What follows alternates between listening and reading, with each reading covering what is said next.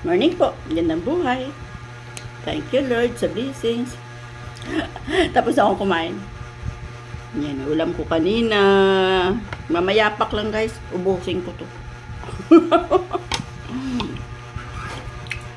Kape. Yan yung asawa ko. Kamukha ba niya?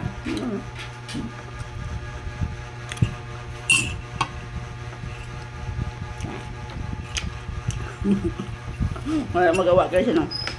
Basta po ang lahat. Kain po tayo. Busin ko lang to. Hanggat medyo maano pa. Buko ko ito. Puti na talaga. Uban. Sabi ko nga, huwag ko na kayang kulayan. Kasi pag kinulayan, parang lalong puti. Wala na po talagang itim yan. Kulay-kulay na lang. Hindi, basagin mo yung itlog. Kain pa yun dyan. Maluwag kako. Kaya naman nagtalit yan, di ba? Hindi naman mahuhulog lang. Maluwag kasi maliliit tata. Bye-bye ka lang. Bye-bye. Lipat na sa kabila. Tara po, bye. Tatlo na lang. Kasi lalanggamin lang to dito sa lamisa, kaya ubusin ko. Ubusin kaya.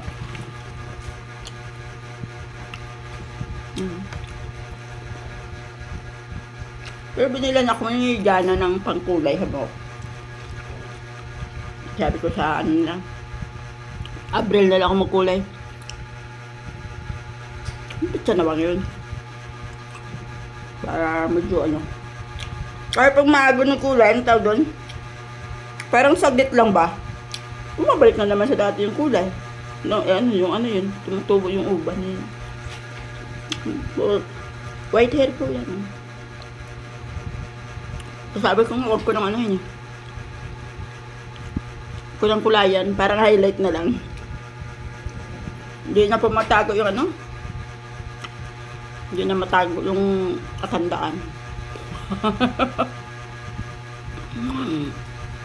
Nasa level na ng senior. Yeah. Ayan, ubos na.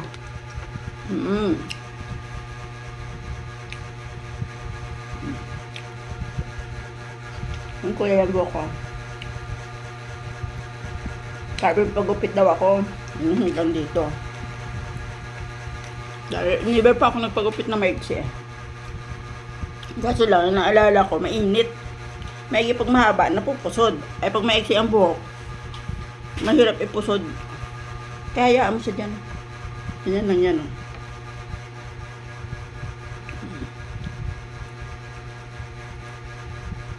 Ano yun?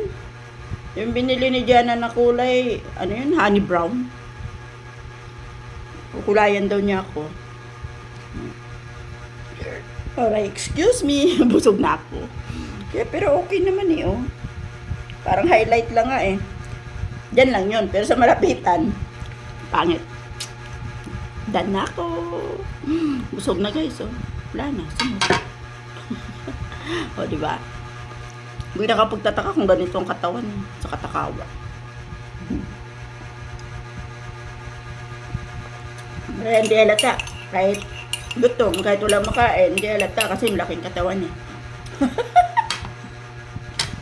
Kape na lang.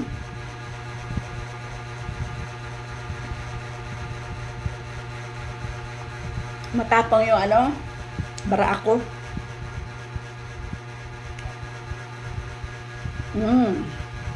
Bus na po. Bye-bye na.